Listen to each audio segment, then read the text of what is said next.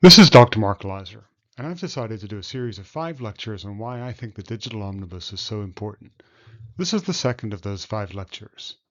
The question in this lecture is quite simple. When two organizations hold the same coded record, must the law treat it in exactly the same way for both of them? I will argue that the answer should follow real, not imagined capability.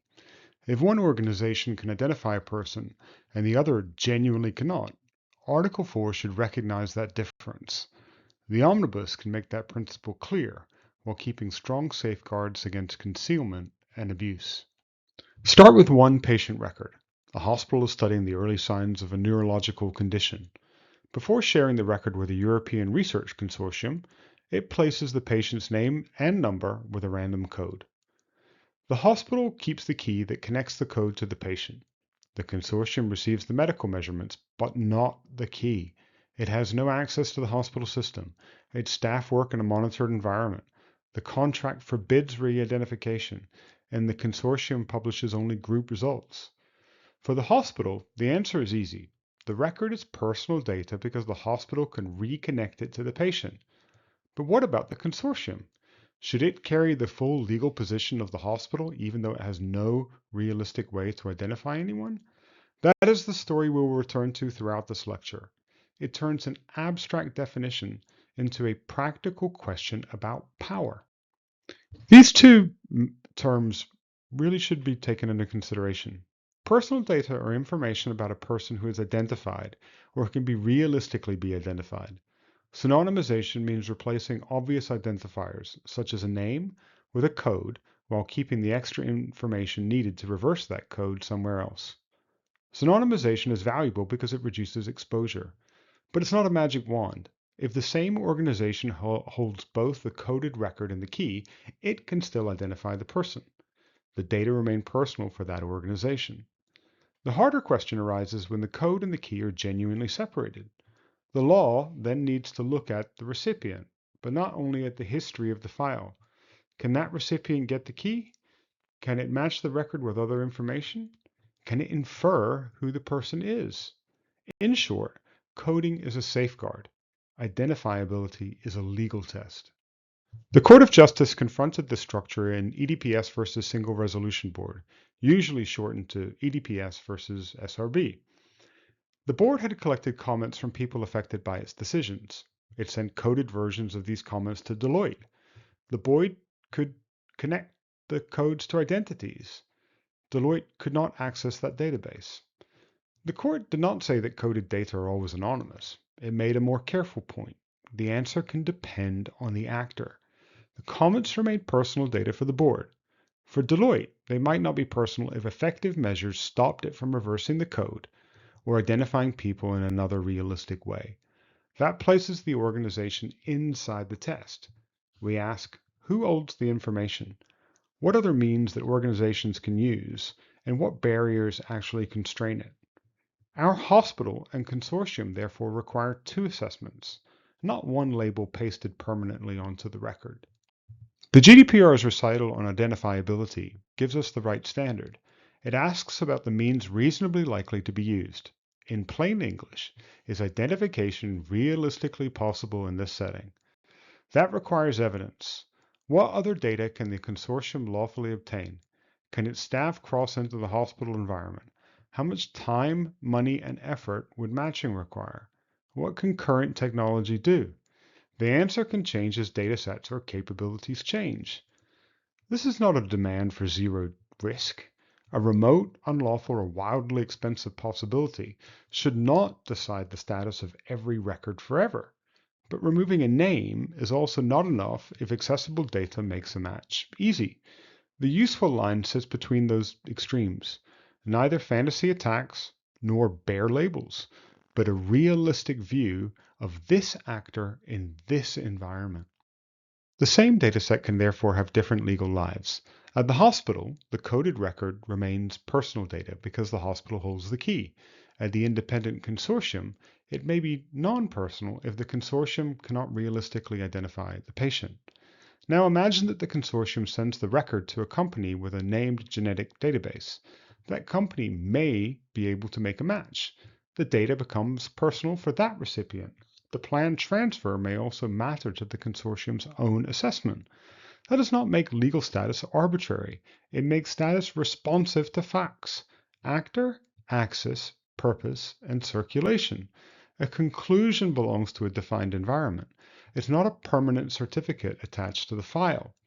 If the consortium later gains new matching data, receives the key, or releases detailed records openly, it must reassess. The capability changed, so the answer may change as well. A contextual text must not become a secrecy rule. EDPS versus SRB preserves the original organization's duty to tell people about recipients. The board collected personal data while it could identify the people concerned. It therefore had to give the required information about the recipient. Deloitte's later inability to identify did not erase what the board had done. The same logic applies to our hospital. The hospital holds the key, chooses to disclose the coded records, and must be transparent about the consortium. It cannot say, the recipient sees only codes, so we need not mention the transfer. Article 13 of the GDPR keeps that responsibility with the controller. That's important balance. The recipient's legal position can reflect its reduced capability, while the key holder remains accountable for collection and disclosure. Context changes the analysis. It does not hide the data journey. The strongest concern is obvious. Could an organization move the key into another company and announce that the coded data are no longer personal? A sound rule must block that shortcut. Labels do not decide capability. A processor working for the hospital should not gain a separate claim simply because it does not hold the key itself. The same applies when an affiliate can provide the identity or where a service can identify someone on request. The law should look through the arrangement to what the group can realistically do. An independent research consortium can be assessed separately, but independence must be real. It must set its own purposes, lack access to the key, and operate behind effective barriers. A contract helps only when the architecture makes the promise credible. The principle is straightforward. Genuinely remove identification capability. Do not merely move it across a corporate line. Why does this distinction matter in practice? Because organizations invest in safer design when the law recognizes what the design achieves. For our consortium, no single safeguard is enough. The useful protection comes from layers. The hospital keeps the key. Access is restricted. Activity is logged. Records are retained only as long as needed. Re-identification is forbidden, and independent testing looks for realistic ways around the barriers. If those measures genuinely remove the consortium's power to identify patients, the legal analysis should reflect that fact. Otherwise, expensive privacy engineering produces no clear benefit, and organizations may settle for paperwork instead of stronger architecture. Recognition does not mean immunity. An unusual record that remains identifiable still needs protection. Deliberate re-identification, concealed access, or a material change in technology should reopen the assessment. The aim is a simple incentive: reduce real power over people, and the law should recognize the reduction. The Commission's Digital Omnibus tried to put the actor-relative principle into Article 4. Its basic message was that information can be personal for one organization without automatically being personal for every other organization. It's the right starting point, but not a complete rule. EDPB and the EDPS warned that a short clarification could be used to narrow protection or create loopholes. Those concerns deserve an answer in the legislation itself. The answer is not to leave the threshold vague. It's to add guardrails, count realistic indirect access, preserve the controller's transparency duty, prevent processors and affiliates from creating artificial distance, and include foreseeable onward transfer in the assessment. The Omnibus should therefore write the full logic of EDPS versus SRB into law. Clear principle, clear limits, and no paper escape routes. The EDPB's 2026 draft guidelines on anonymization are useful because they accept that anonymity can depend on the entity and its context. They organize the practical inquiry around three questions. Can the actor isolate a record? Can it link that record to other information? Can it infer specific and meaningful information about a person? Those questions give the consortium a sensible testing method. They also show why coded behavioral tracking is not anonymous merely because nobody knows a civil name. A persistent identifier can still single out and profile a user. But a method is not the same as a dependable legal result. The guidelines leave room for broad precaution and do not promise that an assessment accepted in one member state will receive the same treatment elsewhere. Technical guidance should explain how to test. Legislation should state the threshold, the safeguards, and the consequence of following an approved route. Each institution has a different job. A workable settlement needs a route that organizations can follow before they share data. First, define the data, purpose, and environment. The consortium's claim must be specific. This team using these records through these systems for this research purpose. Second, map every realistic route to identify. That includes the hospital key, other accessible datasets, staff movement, outside services, and planned recipients. Third, test whether the technological, organizational, and legal barriers actually close those routes. Independent testing matters because self-description is not enough. Fourth, connect good evidence to a legal effect.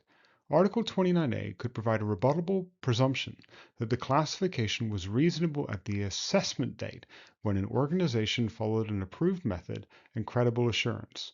Rebuttable means that an authority can overturn it if the organization hid facts, created artificial separation, or allowed uncontrolled transfer. This is not a permanent exemption. New data, new recipients, new technology, or a changed purpose should trigger review. The value is reliable, conditional assurance. A responsible organization can plan on the basis of evidence, while regulators can challenge weak or dishonest claims. Legislation tests the legal boundary. The EDPB can then maintain testing methods and examples as technology changes. Return to our patient's coded neurological record from the previous lecture and in this lecture as well. The hospital can reconnect the code to the patient. The record is personal data for the hospital, and the hospital remains responsible for lawful processing, security, and transparency about the consortium. The consortium stands in a different position if the facts support it. It has no key, no access to the hospital system, and no realistic matching data. Its staff work in a controlled environment. Its purpose is limited, its activity is monitored, and an independent assessment has tested the remaining routes to identification. On those facts, the law should be capable of recognizing the record as non-personal for the consortium's defined work. That conclusion lasts only while the boundaries hold. Give the consortium the key, add a matching dataset, change the purpose, or send the record to an identifying recipient, and the assessment reopens. So the high-level answer is this. Personal data for the actor who can realistically identify the person in the relevant context. Pseudonymization reduces capability, but evidence decides whether it reduces it far enough. Transparency remains with the key holder. Artificial separation fails. Verified safeguards should receive a clear but conditional effect. That is why the digital omnibus is something I care about. It can turn a sound judicial principle into a rule that people can understand, organizations can design for, and regulators can enforce consistently. In Lecture 3, I move from the question, who can identify, to a different boundary, when ordinary data becomes sensitive through inference, AI development, and automated decisions. That's the end of this lecture. I encourage you to continue to Lecture 3, when data becomes sensitive, and watch the other videos in this series as we build the full argument for a clearer and more coherent digital omnibus.